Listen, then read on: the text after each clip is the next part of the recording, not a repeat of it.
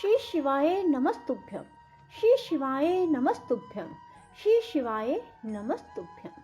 राधे राधे मेरे प्यारे भाइयों बहनों माताओं व बंधुओं, संस्कार की बातें चैनल में आपका स्वागत है। बंधुओं, आज फागुन मास के सोमवार के दिन मैं आपको सुना रही हूँ शिव महापुराण की कथा। बंधुओं, जो मनुष्य भी फागुन मास में सोमवार के दिन शिव महापुराण की कथा को सुनेंगे, भगवान शिव शीघ्र उनकी हर मनोकामना पूरी करेंगे।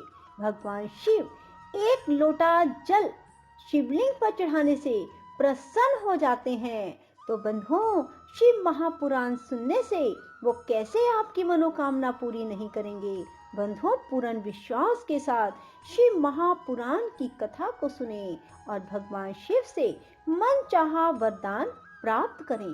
बंधुओं, यदि आपने YouTube चैनल संस्कार की बातें अब तक सब्सक्राइब नहीं किया तो जरूर करें और बेल आइकन दबाना ना भूलें, ताकि आपको हमारी आने वाली सभी वीडियोस की जानकारी सबसे पहले हो सके। बंधुओं, कथा को सुनने के बाद कमेंट बॉक्स में श्री शिवाय नमस्तुभ्यं, श्री शिवाय नमस्तुभ्यं, श्री शिवाय नमस्तुभ्यं अवश्य लिखें। बंधुओं, जितनी बार आप श्री शिवाय नमस्तुभ्यं का जाप करेंगे और श्री शिवाय नमस्तुभ्यं कमेंट बॉक्स में लिखेंगे, भगवान शिव प्रसन्न होकर आपको बहुत शीघ्र मनचाहा वरदान देंगे।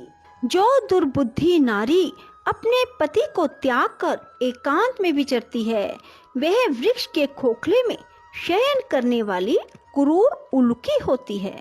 जो पराये पुरुष को कटाक्षपूर्ण दृष्टि से देखती है, वह एंचा तानी देखने वाली होती है। जो पति को छोड़कर अकेले मिठाई खाती है, वह गांव में सूरी होती है अथवा बकरी होकर अपनी ही विष्ठा खाती है। जो पति को तू कहकर बोलती है, वह गूंगी होती है। जो सोच से सदा ईर्ष्या रखती है, वह दुर्भाग्यवती होती है।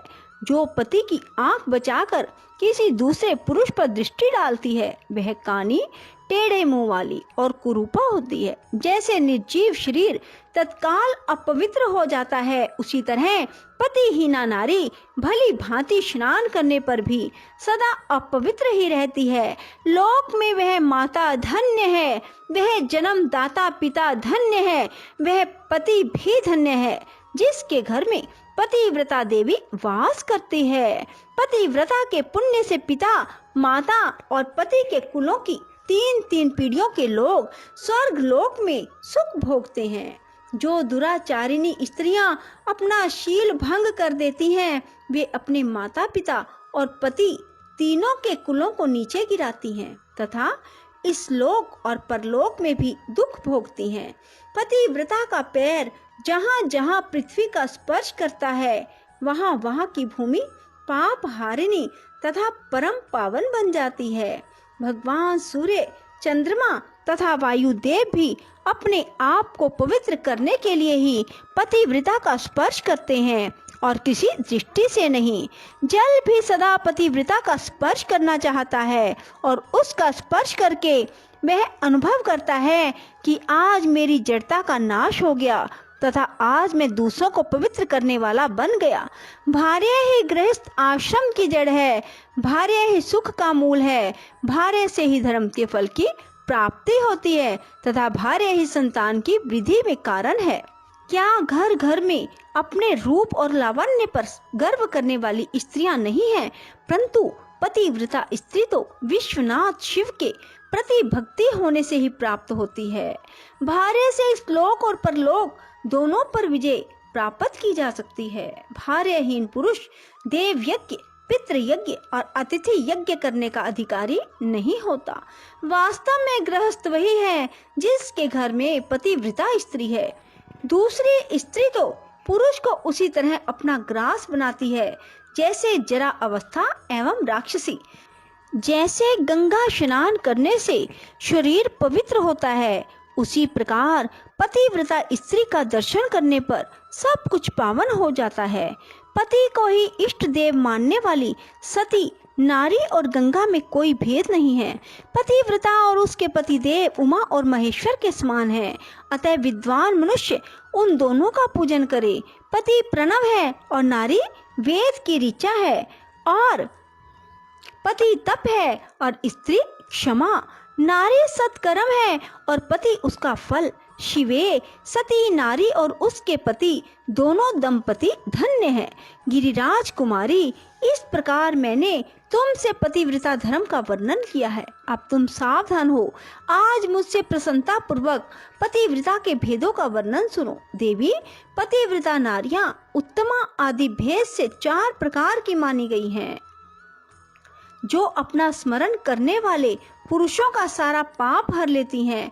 उत्तमा, मध्यमा, निकृष्टा और अति निकृष्टा, ये पतिव्रता के 4 भेद हैं। अब मैं इनके लक्षण बताती हूँ, ध्यान देकर सुनो। भद्रे, जिसका मन सदा स्वप्न में भी अपने पति को ही देखता है, दूसरे किसी पर पुरुष को नहीं, वह स्त्री उत्तमा या उत्तम श्रेणी की पतिव्रता कही गई है।